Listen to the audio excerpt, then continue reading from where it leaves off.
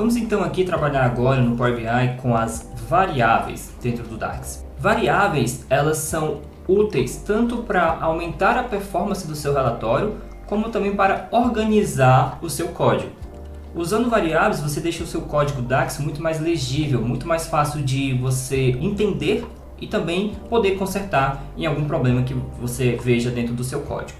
Como é que a gente usa variáveis?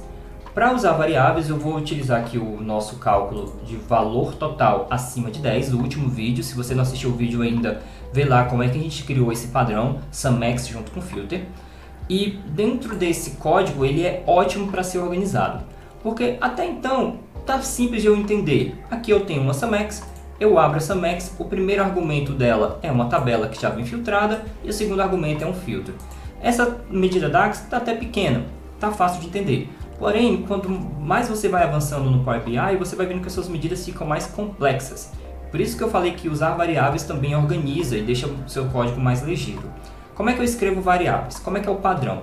O padrão vai seguir o seguinte.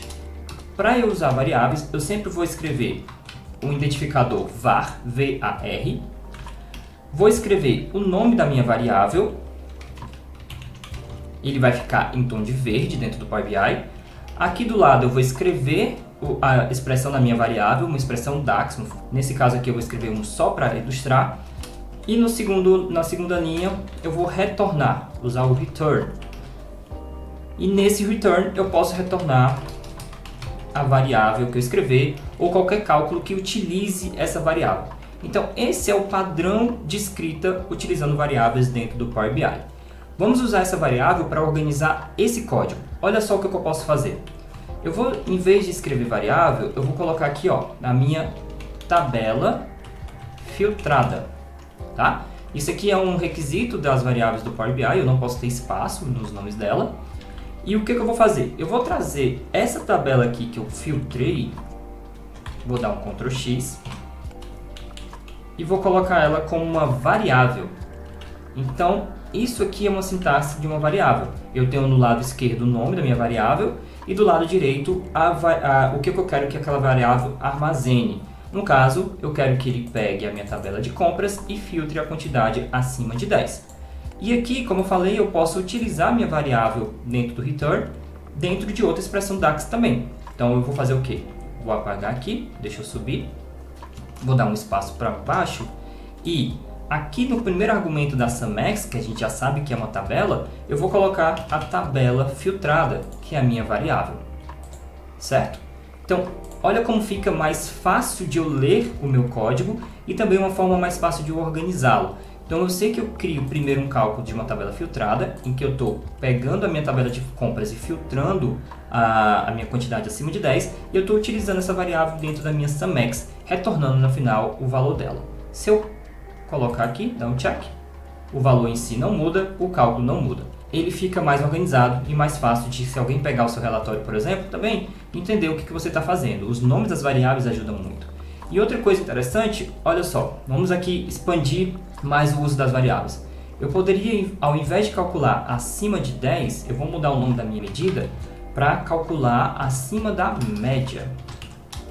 Como é que eu vou fazer isso? Eu vou criar uma variável aqui em cima chamada média e vou calcular a média, usando a average, da quantidade de compras. Então eu tenho aqui em uma variável armazenada a média da minha quantidade de compras. Aí você já imagina o que eu vou fazer. Aqui na minha variável de tabela filtrada, em que eu tinha um argumento manual, que era 10, eu vou colocar a minha variável média. Então, o que o Power BI vai fazer? Vai calcular a média na primeira linha, armazena isso na variável média.